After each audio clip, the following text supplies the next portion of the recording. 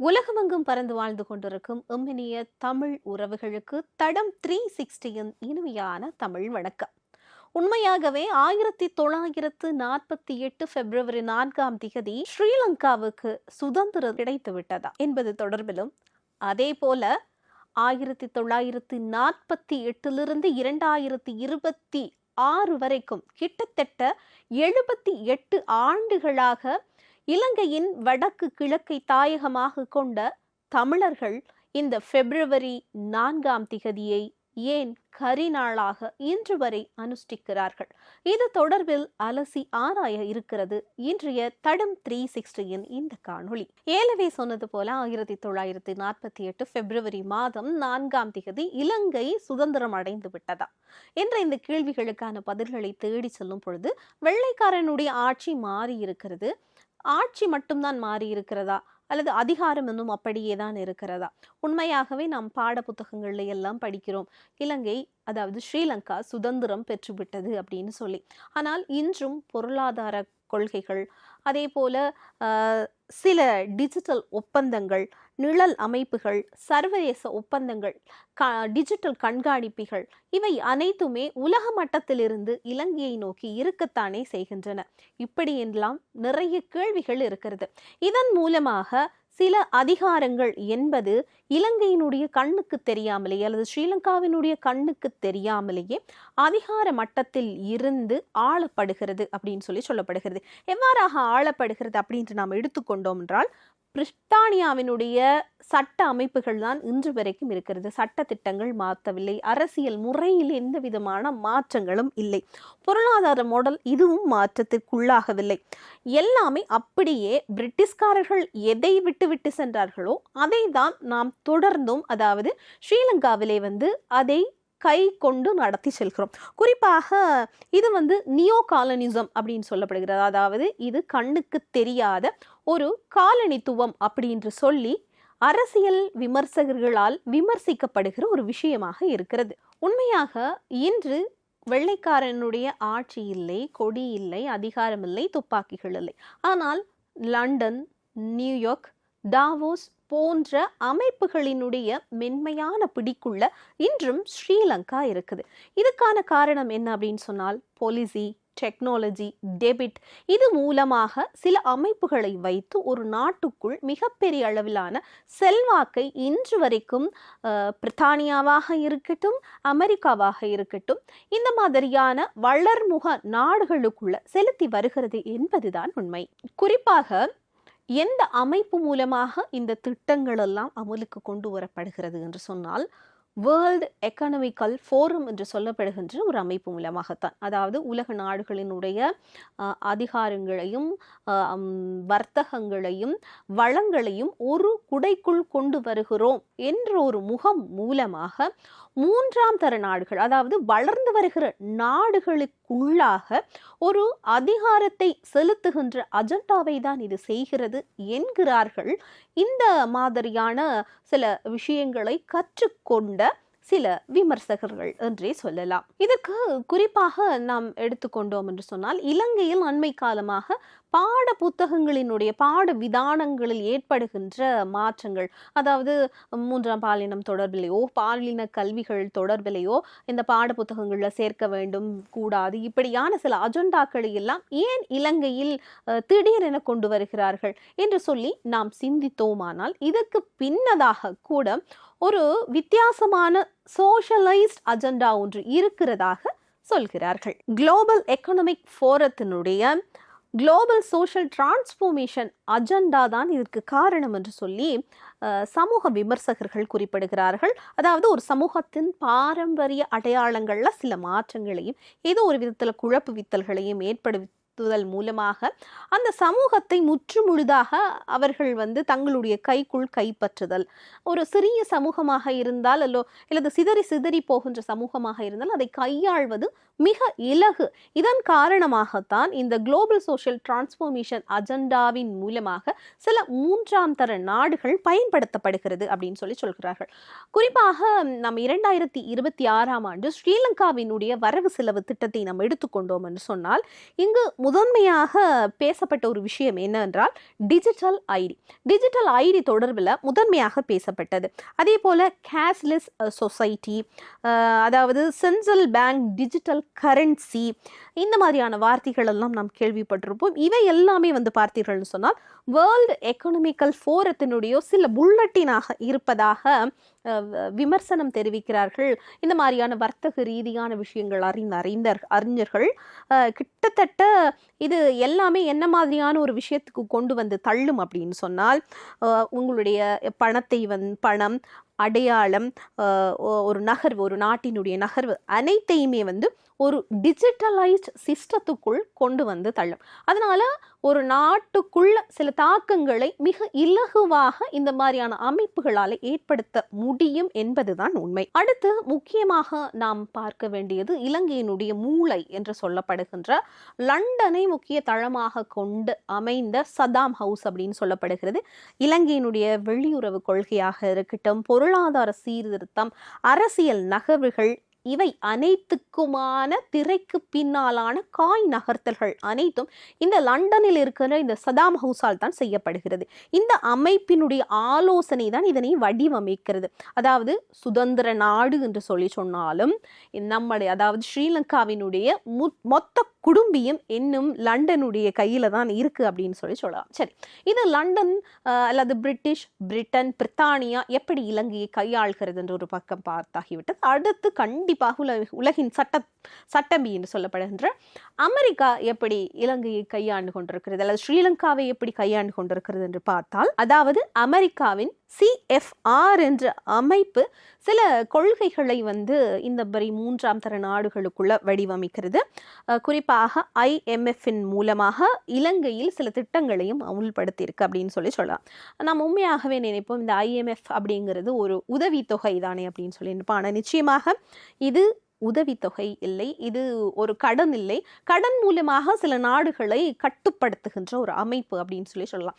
எப்படி கடன் மூலமாக ஒரு நாடை கட்டுப்படுத்த முடியும்னு சொன்னால், ஒரு நாட்டினுடைய கடனை கொடுத்து வட்டி விதத்தை அதிகரித்து மக்கள் மீது கடன் சுமையை சுமத்தி அந்த நாட்டுக்குள்ளாக சில வேலை திட்டங்களை செய்வதற்கான ஒரு யுக்தியாக கூட இந்த கடன் உதவி தொகையை இந்த நாடுகள் அமெரிக்காவினுடைய இந்த அமைப்பு மூலமாக பயன்படுத்துகிறது அப்படி என்கிறார்கள் பொருளாதார வல்லுநர்கள். இதிலிருந்து முக்கியமான ஒரு விஷயத்தை நாம் என்ன சொல்ல முனைகிறோம் அப்படின்னு சொன்னால், இந்த மாதிரியாக சர்வதேச வங்கிகளாக இருக்கட்டும், லண்டனினுடைய ஆலோசனை கூடகங்களாக இருக்கட்டும், டாவோஸினுடைய அதிகார மையங்கள் நிர்ணயிக்கின்ற சில விஷயங்களாக இருக்கட்டும், அனைத்துமே இன்றளவுக்குமே ஸ்ரீலங்காவினுடைய ஆட்சியில, ஸ்ரீலங்காவினுடைய அதிகாரத்துல மிக பெரிய அளவுல செல்வாக்கு செலுத்தி வந்து கொண்டிருக்கிறது. எனவேதான் நாம் ஆரம்பத்தில் ஒரு கேள்வியை கேட்டிருந்தோம். 1948 பிப்ரவரி 4 இலங்கை உண்மையாகவே சுதந்திரம் அடைந்து விட்டதா என்பதுதான். நிச்சயமாக இதை எப்படி எடுத்துக்கொள்ளலாம் அப்படின்னு சொன்னால், இலங்கை, அதாவது ஸ்ரீலங்காவினுடைய ஆட்சி அதிகாரங்கள் எல்லாம் அதிகார வர்க்க நாடுகளான சில அதிகார வர்க்க நாடுகளினுடைய கைகளில் நூலாக இருக்கு.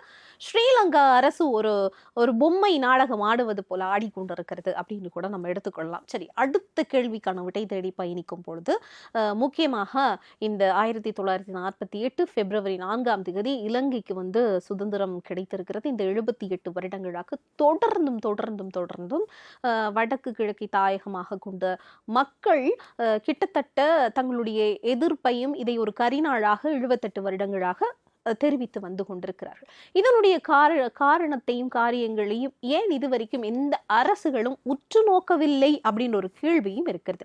1979 தந்தை செல்வா அவர்களால் கொடுக்கப்பட்ட ஒரு கோரிக்கை, அதாவது ஸ்ரீலங்கா எனும் தேசத்துக்குள் சேர்ந்து வாழ்வது என்பது சிரமமான ஒரு விஷயம், இந்த விஷயத்தை கடந்து நாம் அடுத்த கட்டத்துக்கு நகர வேண்டும் என்பது அவர் மக்களிடம் வைத்த ஒரு கொள்கை.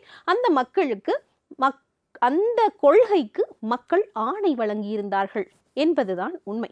இப்போ பொது வாக்கெடுப்பு தொடர்பில் நிறைய பேசுகிறோம். ஆனால் 1979 இந்த பொது வாக்கு சார்ந்த ஒரு விஷயத்துக்கு மக்கள் ஆணை வழங்கி விட்டார்கள். இந்த இடத்துல இலங்கையில் இருக்கின்ற அத்தனை மக்களும் ஒரே தேசத்து குழந்தைகள், ஒரே நாட்டு மக்கள். இன்று வரைக்கும் இருக்கிற அனுரகுமார திசுநாயக்க போன்ற ஜனாதிபதி சொல்லிக் கொண்டுதான் இருக்கிறார். உண்மையாகவே ஒரு தேசத்தினுடைய மக்களாக இருந்தால் ஒரு மக்கள் அந்த தேசத்தினுடைய மக்கள் அல்லலுறும் போது தேசத்தினுடைய அடுத்த பகுதி மக்கள் அமைதி காப்பார்களா என்ற ஒரு கேள்விக்கு நாம் விடை தேட வேண்டும் இல்லையா? இது கடந்த கால கசப்பான சில சம்பவங்களின் தொகுப்பு தான். ஆயிரக்கணக்கான குழந்தைகள் பால்மாவுக்கும் குடிப்பதற்கு பாலுக்காகவும் போதிய உணவின்றி காயங்களுக்கு மருந்தில்லாமல் 2009 சாவடைந்த போது அதை வேடிக்கை பார்த்து கொண்டிருந்தார்கள் இந்த நாட்டினுடைய பெரும்பான்மையின மக்கள். அப்பாவிகளே அதிகம் கொல்லப்படுகிறார்கள், இந்த யுத்தத்தை நிறுத்துங்கள் என ஒரு பெரும்பான்மையின மக்களிடமிருந்து ஒரு குரல் கூட வரவில்லை. ஆனால் மாறாக தமிழர்களை கொல்லுங்கள் அப்படின்ற ஒரு குரலை அதிக அளவுல கேட்கக்கூடியதாக இருந்தது. வெறும் சில 100 கிலோமீட்டர் தூரத்துக்குள்ள சில நாட்கள்லேயே லட்சக்கணக்கான தமிழர்கள் படுகொலை செய்யப்படுகிறார்கள். அதாவது இந்த நவநாகரிக இந்த உலகத்துல இது மனித குலமே வெட்கி தலைகுனிய வேண்டிய நிகழ்வு இது என்று சொல்லி ஒரு குற்ற உணர்வோ அல்லது சக மனிதர்கள் வகை தொகையாக கொல்லப்பட்டு கொண்டிருக்கிறார்கள் என்ற இரக்கமோ இன்றி துளியளவு கருணையும் இவர்களுக்கு வரவில்லை. ஆனால் இவர்கள் ஒரே தேசத்து மக்கள் என்கிறார்கள், சகோதரத்துவம் என்கிறார்கள். இப்படி எல்லாம் இன்று வரைக்கும் அந்த மாதிரியான ஒரு பார்வையில் தான் பார்க்கப்படுகிறது. ஆனால் இந்த இடத்தில் நாம் நிச்சயமாக சுட்டிக்காட்டப்பட வேண்டியது என்னவென்று சொன்னால், தொப்புள் கொடி உறவுகளாக இருக்கிற தமிழகத்தில் இருக்கிற அந்த தமிழ் மக்கள். இங்கே 2009 கொத்து கொத்தாக மக்கள் செத்து மடிகின்ற போது அதை செய்தித்தாள்களையாக இருக்கட்டும், செய்திகளையாக இருக்கட்டும், அல்லது தொலைக்காட்சிகளாக இருக்கட்டும் பார்த்து கொண்டிருந்த சாதாரண குடும்பத்தில் இருக்கின்ற மக்கள், முத்துக்குமார் உட்பட கிட்டத்தட்ட 29 பேர் இந்த மக்கள் படுகின்ற அல்லல்களை எப்படியாவது தீர்த்து வையுங்கள் என்று சொல்லி இதை தாங்க முடியாமல் தங்களை தாங்களே தீக்கு இரையாக்கி கொண்டார்கள் என்பதையும் இந்த இடத்தில் நாம் கவனிக்க வேண்டும். இவர்களுக்கு துடித்தது ஏன் இந்த சிங்கள மக்களுக்கு துடிக்கவில்லை என்ற ஒரு கேள்வியும் மிக பெரிய அளவில் இருக்கிறது. அடுத்து முக்கியமாக பார்க்க போனோம் என்று சொன்னால், கண்முன்னே இறந்து போன தன்னுடைய குழந்தைகளையோ உறவுகளையோ அம்மாக்களையோ தங்கைகளையோ புதைக்க முடியாமல் விரக்தியின் உச்சத்தில் நடந்து வந்து கொண்டிருக்கிற தமிழர்களை பார்த்து வெற்றியின் வேட்டு சத்தங்களை எல்லாம் இவர்கள் கொளுத்தி போட்டார்கள் அப்படின்னு சொல்லலாம். சரணடைந்ததுக்கு பிறகு பாலியல் ரீதியாக வதைப்பட்டு இறந்து போன தன்னுடைய மகளை எடுத்து அடக்கம் செய்ய முடியாத எத்தனையோ உறவுகளை பார்த்து பால் சோறு பொங்கினார்கள் அப்படின்னு சொல்லியே சொல்லலாம். அதாவது இங்கே இருக்கிற கேள்வி என்னவென்று சொன்னால், தமிழகத்திலே இருக்கின்ற தொப்புள் கொடி உறவுகளுக்கு உதிரம் துடித்தது அவர்கள் அடுத்த கட்டமாக தம்மையே நமக்காக கொடுக்க துணிந்தார்கள். ஆனால் இதே நாட்டில் வாழ்ந்து கொண்டிருக்கிற பெரும்பான்மையின சமூகத்துக்கு தம் நாட்டு மக்கள் என்றொரு உணர்வே வரவில்லைன்னு சொன்னால், நிச்சயமாக அவர்கள் தமிழர்களை தமது நாட்டு மக்களாக நினைத்தார்களா? இப்படி ஒரு மிகப்பெரிய கேள்வி இருக்கிறது. அண்மையில் ஒரு சிங்கள சகோதரனுடைய ஒரு கவிதை ஒன்று மிக பெரிய அளவில் வைரலாகி இருந்தது. அந்த கவிதையையும் தற்போது உங்களோடு பகிர்ந்து கொள்ள நினைக்கிறது தடம் 360. இந்த தீவுக்கு நிகழவிருந்த அத்தனை ஆக்கிரமிப்புகளையும் 3 தசாப்த காலம் தள்ளி போட்டவர் நீங்கள் மௌனித்து ஒரு தசாப்தத்தை கூட சுயமாக எதிர்கொள்ள முடியவில்லை இத்தீவாரால். எனவே நீங்களே இத்தீவிற்கு சுதந்திரம் அளித்த காவலன், நீங்களே இத்தீவின் எக்கரையும் காத்து நின்ற கடல் தேவன், நீங்களே எல்லா எல்லைகளும் காத்து நின்ற எல்லை தெய்வம். உங்கள் இருப்பு தமிழ் தேசியத்தை மட்டுமல்ல, சிங்கள தேசத்தையும் சேர்த்தே பாதுகாத்தது. நிச்சயமாக ஒரு நாட்டினுடைய சுதந்திரம் அப்படி என்பது அயல் நாட்டின் தேசியத்தையும் பாதுகாக்கும் என்பது உண்மைதான். அந்த ஒரு உணர்ச்சி மிக்க ஒரு எழுத்து வடிவத்தில் தான் ஒரு சிங்கள சகோதரர் இந்த கவிதையை எழுதியிருந்தார், மேதகு அவர்களை குறித்து அப்படின்னு சொல்லலாம். இலங்கை பொருளாதார ரீதியாக கடினப்படும் காலங்களில் கூட சில சிங்களவர்களினுடைய வாயிலிருந்து கூட மேதகு அவர்களினுடைய பெயர் எழுந்தது என்பதை இங்கு நாம் மறந்தோ அல்லது கடந்தோ போய் விட முடியாது அப்படின்னு சொல்லி கூட சொல்லலாம். ஒரு இனத்தை அடக்கி ஆள முற்படும் எந்த ஒரு இனமும் ஒரு பூரண சுதந்திரத்தை அவர்களால் அனுபவிக்க முடியாது அப்படி என்பதுதான் உண்மை. எனவே சிங்கள மக்கள் சுதந்திரத்தை அனுபவிக்க வேண்டும் என்று சொன்னால் குறைந்தபட்சமாக தமிழ் மக்களினுடைய சுதந்திரத்தை அங்கீகரிக்க வேண்டும் என்று சொல்லியும் நாம் இந்த இடத்தில் சில விஷயங்களை கூறிடலாம். February 4, 1957 இலங்கையினுடைய சுதந்திர தினம் அன்று திருகோணமலையிலே கருப்பு கொடி ஏற்றிய நடராஜன் என்பவர் சுட்டுக் கொல்லப்படுகிறார். அதாவது ஒரு சாத்வீகமான முறையில அவர் அன்றைய காலகட்டத்திலே ஒரு கருப்பு கொடியை ஏற்றுகிறார். அதாவது சாத்வீகமான முறையில் கொண்டு செல்லப்பட்ட போராட்டத்துக்கு ஒரு அராஜகமான முறையிலே ஆயுத முறையிலே ஒரு பதிலடி அடிக்கும் போது மீண்டும் தமிழர்கள் தமக்கு சாத்வீகமான முறையில் கை கொள்ள முடியாத சில விஷயத்தை ஆயுதங்களால் கை கொள்ள வேண்டிய ஒரு நிர்பந்தத்துக்கு தள்ளப்படுகிறார்கள் என்பதனுடைய முதல் அச்சாணியும் இல்ல முதல் அச்சாரமே இந்த 1957ஆம் ஆண்டு நிகழ்ந்த இந்த நிகழ்வு மூலமாக புலனாகிறது. அதற்கு பிறகு தியாக தீபத்தினுடைய அந்த 12ஆம் நாள் உண்ணாவிரதம் என்பது அதை மேலும் மெய்ப்பிக்கிறது. மேதகுகர் ஒரு இடத்துல சொல்லி இருந்தார், அதாவது நாங்கள் ஆயுத வெறியர்கள் அல்ல, ஆயுதத்தின் மேல் எங்களுக்கு காதல் அல்ல அப்படின்னு ஒரு விஷயத்தையும் சொல்லியிருந்தார். இவ்வாறாக இந்த 78 வருடங்கள் இந்த 2026 வரைக்கும் ஏன் தமிழர்கள் இந்த பிப்ரவரி 4 கரிநாளாக கொண்டாடுகிறார்கள் என்பதை சிங்கள அரசு ஏன் இன்று வரை சிந்திக்கவில்லை என்பதுதான் மிகப்பெரிய வேடிக்கையாக இருக்கிறது. சரி, இது போக நம்மவர் விஷயத்துக்கு வந்துரும். அதாவது இப்போ நாம் என்ன செய்து கொண்டிருக்கிறோம் சொன்னால் அப்போ செய்திகளை ட்ரெண்ட் செய்து கொண்டிருக்கிறோம்.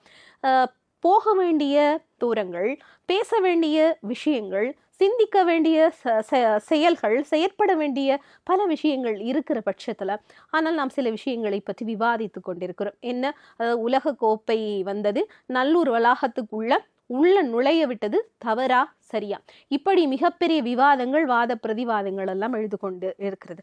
நாம் செயல்பட வேண்டிய தூரம், போக வேண்டிய தூரம் என்பது இன்னும் நீண்ட தூரம் இருக்கிறது. கிட்டத்தட்ட கருவி ஏந்தி களமாடிய 50,000 ஆத்மாக்களுக்கும் பதில் சொல்ல வேண்டிய ஒரு கடப்பாட்டுல வடக்கு கிழக்குல இருக்கிற தமிழர்கள் இருக்கிறார்கள். நாம் என்ன செய்து கொண்டிருக்கிறோம், நாம் எதை நோக்கி பயணிக்கிறோம் என்பதை நாமும் சிந்திக்க வேண்டும்.